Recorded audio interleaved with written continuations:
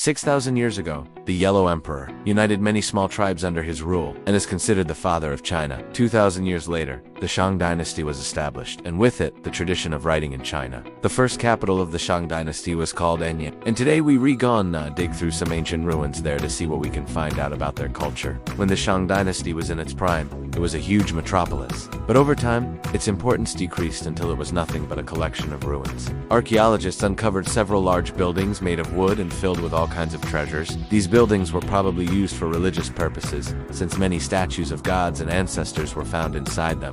They also found lots of human bones that had been carefully cleaned and put in these big urns. In the Shang dynasty, they believed that the soul transmigrated into the body of an animal after death. So they mummified the body and buried it with the person's favorite food and the thing they would need on their journey to the afterlife. After the Shang dynasty, the Zhou dynasty was established and lasted for 800 years. It was during this time that the classic feudal lords fought over land and power. Eventually, one of these lords took the title of the King of China. This began the tradition of the emperor system that would last for thousands of years. Many philosophers and scholars lived during the Zhou dynasty. Some of them created a system of rules and guidelines for how to behave. These rules were called the Five Classics and are still studied today. The Zhou dynasty was also when the first weapons were developed. At this point in history, everyone was fighting everyone else. So if you couldn't fight, you would get wiped out. During the Qin dynasty, the emperor took the title of the first emperor of China. He was considered the father of China, just like the Yellow Emperor was. He created a centralized government and standardized the writing system, weights and measures, and even the length of a coffin.